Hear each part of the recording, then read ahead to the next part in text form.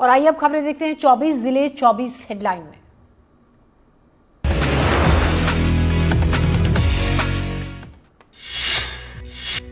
Vijay Shah case में supreme court में सुनवाई आज। कल अर्जेंट हियरिंग से किया था इनकार। कर्नल सोफिया पर दिए बयान पर लगाई थी कड़ी फटकार। नीट यूजी 2025 के परीक्षा परिणाम को लेकर हाईकोर्ट की इंदौर खंडपीठ ने बड़ा फैसला सुनाया। कोर्ट ने मामले पर बड़ा झटका लगाते हुए रिजल्ट पर रोक लगा दी। हाईकोर्ट ने कहा अगली सुनवाई तक परीक्षा परिणाम घोषित न किए जाएं। साथ ही कोर्ट ने निर्देश भी दिया है। शिवपुरी में प्रशासन ने खाद की कालाबाजारी के खिलाफ कार्रवाई की। निजी दुकान पर छापेमारी के दौरान प्रशासन की टीम ने 40 बोरी डीएपी खाद जब्त की। आरोपी दुकानदार 1600 रुपए में एक बोरी कट्टा बेच रहा था। प्रशासन की टीम ने दुकान को किया सील। मामले की जांच में जुटी पुलिस। जबलपुर में लोकायुक्त और ईओडब्ल्यू पर लापरवाही का आरोप। नागरिक उपभोक्ता मंच ने लगाया लापरवाही का आरोप। सजा के मामले में गंभीरता नहीं बरतने का आरोप। नागरिक उपभोक्ता मंच ने राज्यपाल को सौंपा ज्ञापन। नागरिक उपभोक्ता मंच की न्यायिक हस्तक्षेप की मांग। जबलपुर शराब की दुकान के खिलाफ प्रदर्शन। शराब की दुकान के खिलाफ महिलाओं ने खुला मोर्चा। महिलाओं ने डिप्टी सीएम देवरा को सौंपा ज्ञापन। शराब के चलते महिलाओं को होती है परेशानी। जिले के कंतौरा गांव में खोली जा रही है दुकान। भोपाल के बाणगंगा बस हादसे में बड़ी कार्रवाई हुई। बस संचालक और ड्राइवर को बचाने के आरोप में टीटी नगर थाने के टीआई सुधीर अरजरिया को हटा दिया गया। उनका ट्रांसफर टीटी नगर थाने से कमला नगर थाने में ट्रांसफर कर दिया गया। आपको बता दें कि बस चालक की लापरवाही से एक महिला डॉक्टर की हो गई थी मौत। दमोह में शिक्षक से लूट के बाद जिंदा जलाया गया। अस्पताल में डॉक्टरों ने मृत घोषित किया। हारट और बरौदा के बीच नहर के पास यह हमला हुआ। करीब 4 लाख रुपए लेकर जा रहे थे शिक्षक। लूट और मारपीट के बाद पेट्रोल से उन्हें जिंदा जला दिया गया। देवास के एबी रोड पर इंडिया बैंक के पास शराब की दुकान पर देर रात मारपीट का मामला आया सामने। इस मारपीट में 2 लोग घायल हो गए हैं जिन्हें जिला अस्पताल में भर्ती कराया गया है। प्राथमिक उपचार के बाद इंदौर रेफर कर दिया गया। पुलिस आरोपियों को गिरफ्तार करने के लिए सीसीटीवी फुटेज खंगाल रही है। रीवा में पहाड़िया गांव में भिड़े 2 पक्ष। दोनों पक्षों में जमकर मारपीट हुई। एक पक्ष ने दूसरे पक्ष पर हत्या का आरोप लगाया। बाइक से कुचलकर महिला की हत्या का आरोप। मारपीट के दौरान मौके पर मौजूद थी पुलिस। बेमेतरा में जनपद अध्यक्ष की कार हादसे का शिकार। हाथ में हेमा दिवाकर को आई मामूली चोटें। हादसे के वक्त कार में सवार था पूरा परिवार। सड़क हादसे में कार पूरी तरह से क्षतिग्रस्त हुई। भोइना भाटा गांव के पास हुआ था हादसा। कटनी के कृषि मंडी परिसर में बने दुर्गा मंदिर में एक मूर्ति चोरी का मामला आया सामने। मंदिर के पुजारी के मुताबिक पीतल की मूर्ति को लेकर चोर फरार हो गए, जिसको लेकर मंडी के व्यापारियों में गुस्से का माहौल है। मामले को लेकर पुलिस मंदिर में लगे सीसीटीवी कैमरे की तलाश कर रही है। बेमेतरा जिला शिक्षा अधिकारी के कार्यालय में तैनात क्लर्क प्रवीण राजपूत को जिला शिक्षा अधिकारी ने सस्पेंड कर दिया। जालसाजी कर अंत्योदय कार्ड बनवाने और बेटी को आरटी के तहत बड़े स्कूल में एडमिशन कराने के मामले में कार्रवाई की गई। बसें ईंटों के सहारे खड़ी हैं। बसों से पहिए निकले हुए हैं।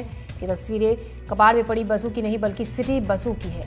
कोंडा गांव के में शहरों से जोड़ने के लिए करोड़ों की लागत से सिटी बस की सेवा शुरू की गई थी, लेकिन संचालक के कुछ दिन बाद ही बस संचालन के बाद बंद हो गई। जो बसें गांव के लोगों के लिए वरदान बनने वाली थी वो आज कबाड़ में पड़ी है। कैरोल जिले के लमरो गांव में 2 अमृतसर सरोवर के निर्माण का काम शुरू हुआ। 19 लाख की लागत से जोर शोर से इसकी शुरुआत हुई, लेकिन प्रशासन की लापरवाही और अधिकारियों के भ्रष्टाचार से इसका काम बीच में ही रुक गया। सरोवर के बनने की शुरुआत तो हुई, लेकिन दोनों सरोवरों का काम अब तक पूरा नहीं हो पाया है। बुंदेलखंड में जल संरक्षण के लिए बनाई गई चंदेलकालीन बावड़ियों को फिर से सुरक्षित और संरक्षित करने की मांग उठने लगी है। छतरपुर जिले में पानी की समस्या को लेकर लोग परेशान हैं, लेकिन चंदेलकालीन बावड़ियों में आज भी पानी भरा हुआ। इन बावड़ियों में सिर्फ कुछ सुधार की जरूरत है। गांव के लोग बताते हैं जब ज्यादा सूखा पड़ा था तब इन्हीं बावड़ियों से लोगों ने अपनी प्यास बुझाई थी। हालांकि छतरपुर जिला प्रशासन में 66 बावड़ियों की पहचान की गई है, जिसमें से 52 बावड़ियों की संरचना में प्रशासन ने सुधार भी किया है। रायपुर में अधूरे पड़े स्काई वॉक के काम को पूरा करने के लिए 37 करोड़ 75 लाख रुपए की राशि को मंजूर कर दिया गया। पिछले 7 सालों से रायपुर के स्काई वॉक का काम अधूरा पड़ा है। स्काई वॉक बनाने के लिए 2 कंपनियों ने टेंडर में हिस्सा लिया और रायपुर की फर्म पीएसए कंस्ट्रक्शन को टेंडर दिया गया है।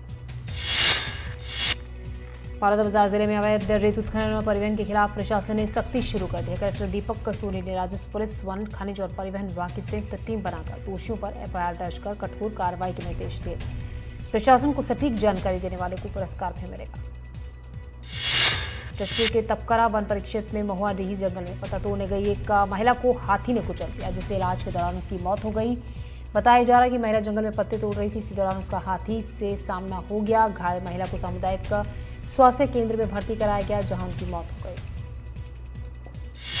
कांकेर जिले के चिंचगांव में नजदीक में ही जंगल में भालू का शव मिला। ग्रामीणों ने सूचना वन विभाग को दी। पोस्टमार्टम के बाद पशु चिकित्सक ने बताया कि किसी वाहन से टकराने से भालू की मौत हुई।